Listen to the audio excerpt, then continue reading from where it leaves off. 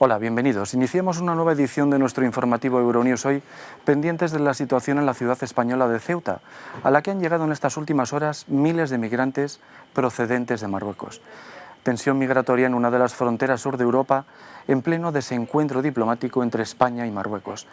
Además, Estados Unidos mueve ficha para intentar promover un alto el fuego entre palestinos e israelíes mientras las hostilidades continúan. En Colombia, el presidente Iván Duque ha ordenado a las fuerzas de seguridad que despejen los bloqueos de las carreteras que mantienen desde hace semanas los manifestantes en unas protestas que han provocado al menos 40 muertos. Todos sin olvidar la muerte del cantautor y compositor italiano Franco Battiato. Enseguida ampliamos toda la información del día. Antes, como es habitual, nuestros titulares. España despliega el ejército en Ceuta tras una avalancha migratoria sin precedentes. 6.000 inmigrantes entraron ilegalmente, 1.500 han sido devueltos. Se intensifican los esfuerzos diplomáticos para detener un conflicto que deja ya más de 220 muertos. Joe Biden apoya un alto el fuego. El presidente de Colombia ordena movilizar todas las fuerzas para acabar con los bloqueos de carreteras en el país, mientras el Comité Nacional de Paro acusa al gobierno de no querer negociar. Alemania autorizará a partir de junio la vacunación de todos los mayores de 16 años y permitirá que las dosis las apliquen médicos privados y empresas. Fallece a los 76 años el cantante y compositor italiano Franco Battiato.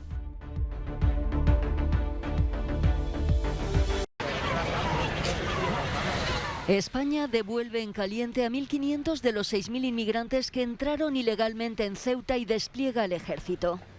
Llegaron a nado bordeando a pie los espigones fronterizos con Marruecos. Un hombre murió ahogado. Escuchamos al ministro español del Interior. Desde ayer, en el primer momento, tanto exteriores, defensa e interior, y evidentemente coordinados por la propia presidencia del Gobierno, estamos trabajando de una forma decidida para revertir la situación actual, una situación extraordinaria, y en esos términos indicar cómo ya se han devuelto 1.500 personas que entraron ilegalmente de las 6.000 que lo hicieron en el día de ayer. Varias unidades del Ejército de Tierra español se han desplegado en la ciudad autónoma de Ceuta tras la avalancha migratoria vivida este lunes, nunca vista a semejante escala. Los militares patrullan conjuntamente con la policía y la Guardia Civil. Este martes siguen llegando marroquíes a la misma playa, la playa del Tarajal, ante la pasividad de las autoridades del país africano. El presidente del gobierno español, Pedro Sánchez, ha señalado que su prioridad es devolver la normalidad a Ceuta, asegurando que se garantizará el orden público bajo cualquier circunstancia. Al frente de Ceuta se une el de Melilla, donde decenas de inmigrantes subsaharianos saltaron de madrugada a la valla fronteriza entre España y Marruecos. Mientras Madrid dice que no le consta que lo que está ocurriendo pueda ser una medida de presión de Rabat por la presencia del líder del Frente Polisario en un hospital español, el gobierno marroquí guarda silencio.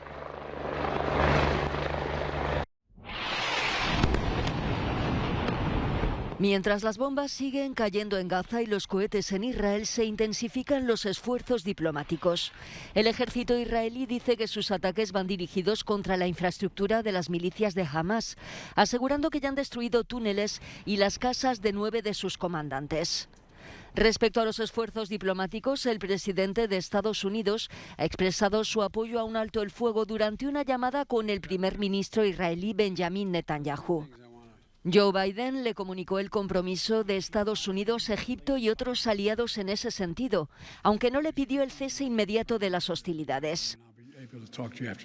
La escalada bélica que comenzó el lunes de la semana pasada ha dejado al menos 212 palestinos muertos, entre ellos 61 niños. Hay también más de 1.400 heridos. En Israel, 10 personas han perdido la vida, incluidos 2 menores. Los bombardeos no cesan en la franja de Gaza. Son muchos los palestinos que lo han perdido todo.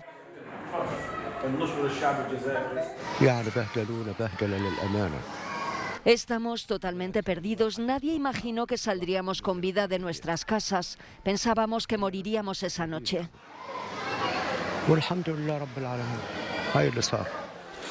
Los vecinos de la ciudad de Asdod, en el sur de Israel, también están en la línea de fuego, pero de los cohetes de las milicias palestinas. Vivo aquí en esta casa, sonó una sirena y bajamos un piso para refugiarnos. Mi madre es discapacitada, pero pudo refugiarse y eso le salvó la vida. Francia, Egipto, Qatar y la ONU trabajan para lograr un alto el fuego y esperan ayuda de Jordania. Bruselas trata el conflicto este martes en una reunión de urgencia de los ministros de Exteriores. Iván Duque vuelve a endurecer el tono y ordena acabar con los bloqueos en Colombia. En un vídeo publicado en las redes sociales, el presidente manda a las autoridades desplegar la máxima capacidad operacional para despejar las carreteras cortadas por los manifestantes, movilizados en estos últimos 20 días de protestas en el país. Hemos visto además que detrás de muchos de estos bloqueos hay un claro interés criminal de afectar y de sabotear la economía y el desarrollo social de muchísimas poblaciones.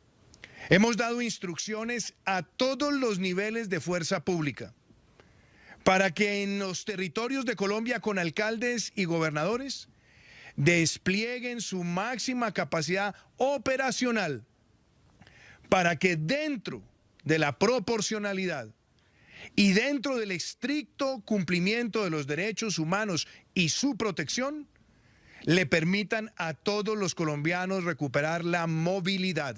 El discurso de mano dura de Duque contra los bloqueos, que han provocado problemas de suministro de alimentos y combustible en ciudades como Cali, llega mientras en la calle las protestas siguen y han dejado al menos 40 muertos entre denuncias contra las fuerzas del orden, acusadas de asesinatos y graves abusos contra civiles.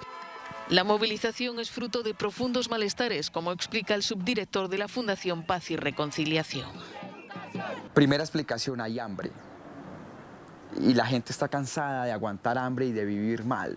Y ya, se rebotaron, salieron a la calle, no más, dijeron. Colombia es un país muy inequitativo.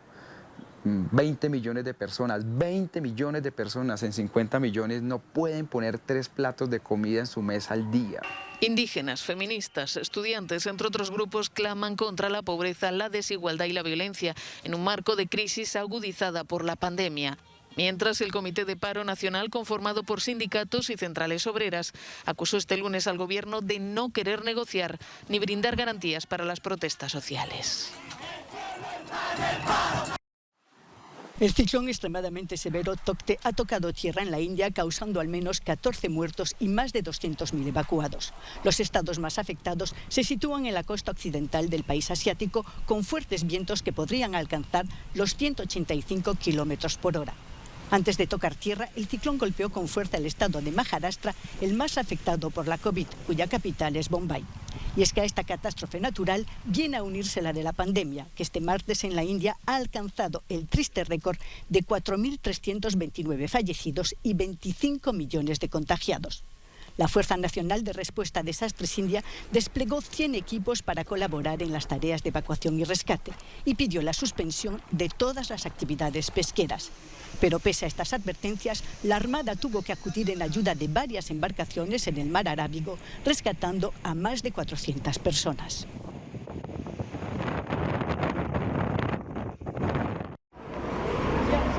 Carta blanca a la vacunación universal en Alemania contra la COVID-19.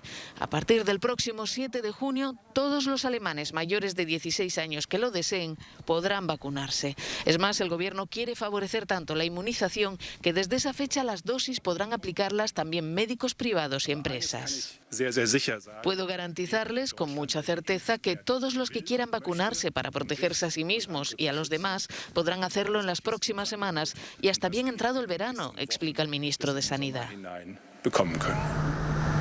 Pero mientras países como Alemania aceleran el ritmo, otros sufren la falta de vacunas disponibles provocada por la enorme competencia internacional para hacerse con las dosis fabricadas.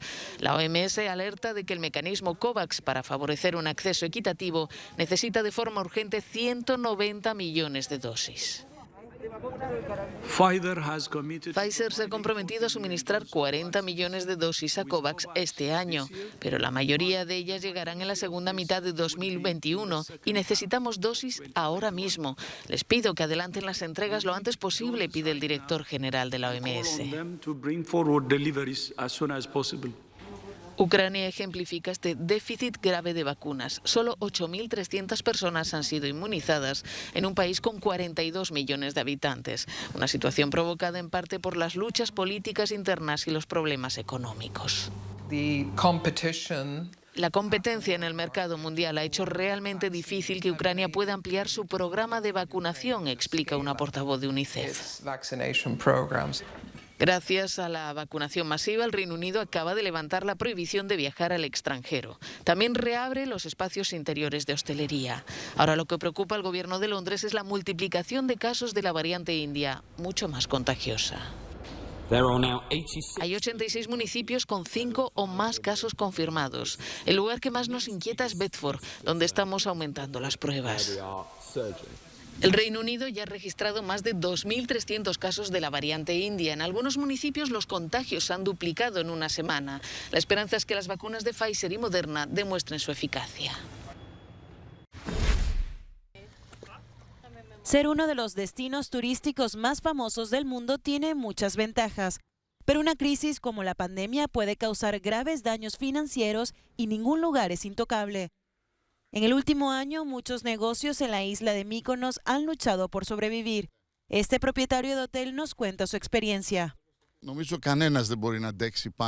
Creo que nadie puede soportar más de 2 o 3 temporadas malas, pero no hay que olvidar que hemos tenido un periodo muy positivo de 10 años con un crecimiento constante. Si se ha invertido y se opera con normalidad, se pueden soportar algunas temporadas malas. Creo que a partir de ahora, términos como crecimiento viable, desarrollo sostenible, capacidad de carga formarán parte del negocio de la isla y las cosas serán diferentes y de mayor calidad. Los hoteles y restaurantes de la isla griega han sufrido enormes pérdidas por las restricciones de viaje. Los clubes de playa, que normalmente están atestados de turistas, estuvieron vacíos durante el verano del año pasado.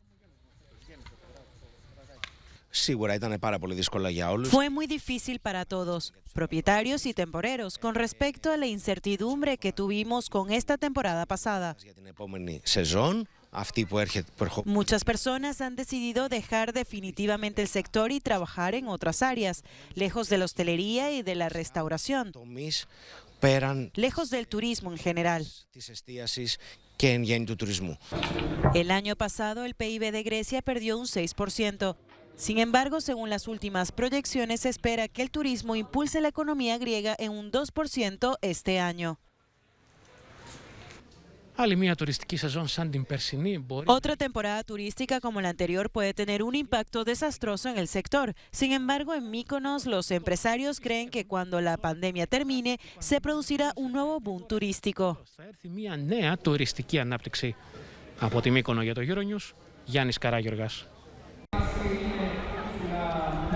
No es la primera vez y no será la última. Los retrasos en la aprobación de la primera ley de Italia sobre delitos de odio contra personas LGBT y otros grupos, incluidos los discapacitados, provocan protestas en todo el país.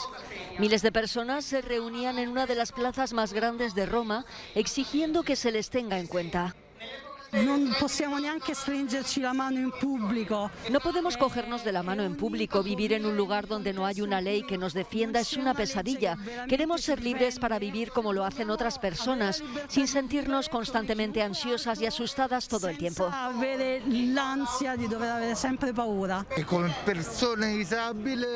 Como persona discapacitada, veo la nueva ley como una herramienta para ser reconocido y reconocible cuando ocurren actos de violencia y discriminación.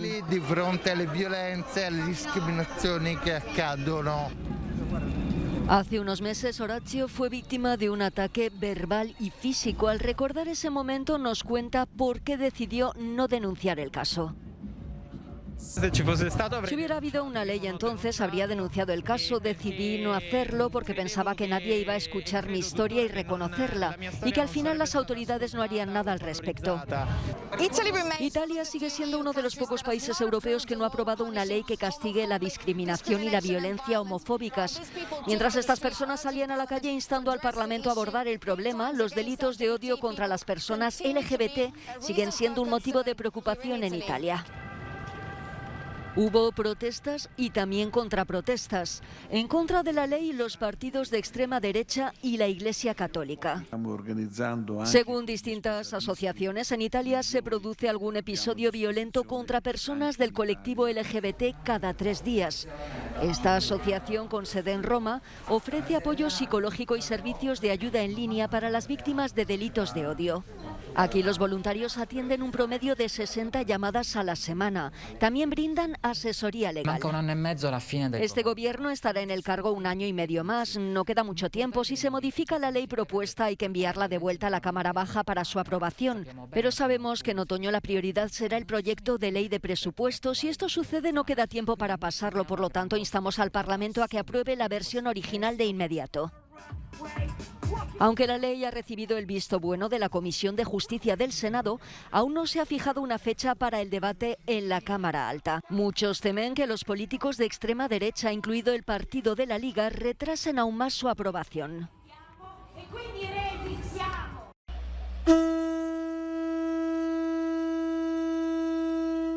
México pide perdón a la comunidad china por una masacre de más de 300 personas ocurrida en 1911 durante la Revolución. El presidente mexicano, Andrés Manuel López Obrador, ha calificado esta matanza de pequeño genocidio en un acto celebrado en Torreón, la ciudad donde sucedió. No solo nos obliga a asumir nuestra responsabilidad y culpa, sino también a aceptar el compromiso con el pueblo y la República Popular de China de que el Estado mexicano no permitirá nunca más el racismo, la discriminación y la xenofobia. La masacre ocurrió entre el 13 y el 15 de mayo de 1911, cuando grupos revolucionarios atacaron huertos y negocios chinos, matando a 303 hombres, mujeres y niños, la mitad de la comunidad china de Torreón. Trasladada al momento presente, la ceremonia se convirtió en un acto de agradecimiento a China por su ayuda durante la pandemia. Nunca vamos a olvidar la fraternidad de China en los meses amargos y angustiosos de la pandemia, por el apoyo solidario que recibimos. China es hoy el segundo socio comercial de México, con un volumen de intercambios económicos de 90.000 millones de dólares en 2019. Solo el año pasado China invirtió cerca de 1.400 millones de dólares en el país norteamericano, casi la mitad en el sector manufacturero. López Obrador reclama a España y al Papa Francisco que sigan su ejemplo y pidan perdón por la conquista. El gobierno español ya ha afirmado que no lo hará. Estamos en la Granja Izalco, en El Salvador, un penitenciario a unos 60 kilómetros de la capital. Esta es una cárcel autosostenible. Aquí cerca de 60 reclusas cultivan verduras, crían animales de granja y producen su propio alimento. Por cada día de trabajo reducen su pena y adquieren un oficio con el que se podrán reinsertar en la sociedad. Con unos 36.000 reclusos entre hombres y mujeres, El Salvador es el segundo país del mundo con mayor población penitenciaria. Yo tengo 3 hijos y me duele mi corazón no estar con ellos, pero es lo que me motiva día con día a salir adelante. Cuando salga de acá espero ser una mejor mujer, una mejor madre. Espero también regenerarme así con la sociedad, que no me vayan a ver mal, ¿verdad? Uno aprende aquí a valorar. Esto es como una escuela. Se sufre, es cierto, se sufre. Y uno es dueño de sus propios actos y uno mismo se busca las cosas, pero como vuelvo y le repito, una oportunidad sí. Nos merecemos una oportunidad. El país busca soluciones sostenibles con iniciativas de reinserción y estímulo al trabajo. El aprendizaje en esta granja agrícola es como una segunda oportunidad. Todos los días nos implementamos a que el privado de libertad aprenda técnicas que al salir y obtener su libertad ellos pueden poner en práctica y mantener su mente ocupada. Con esta iniciativa el gobierno de Nayib Bukele trata de ahorrar hasta 10 millones de dólares anuales de los casi 39 que se invierte en alimentación al año en los presidios del país. Supererò le correnti gravitazionali, lo spazio e la luce per non farti invecchiare. Arrivederci, Franco Battiato. El músico, compositor y cantautor italiano ha fallecido a los 76 años de edad en su Sicilia natal tras una larga enfermedad. Había dejado los escenarios en 2017 sin despedida formal ni explicaciones, fiel a su estilo de vida. Durante sus más de 50 años de carrera tocó todos los géneros musicales, desde el rock hasta la ópera, pasando por la música ligera, la étnica, la electrónica y, cómo no, la canción de autor. Battiato se ha ido, pero su voz permanecerá. Riuscito a vederlo perché è morto prima, molto prima. Bien, terminamos esta edición de Euronews Hoy, no sin antes recordarles que pueden ampliar todas estas y otras noticias en nuestra página web y en nuestras redes sociales. Muchas gracias por su atención, volvemos mañana. Ti solleverò dai dolori, dai tuoi sbalzi d'umore, dalle ossessioni delle tue manie. Supererò le correnti gravitazionali, lo spazio e la luce per non farti invecchiare. E guarirai da tutte le malattie, perché sei un essere speciale ed io avrò cura di te.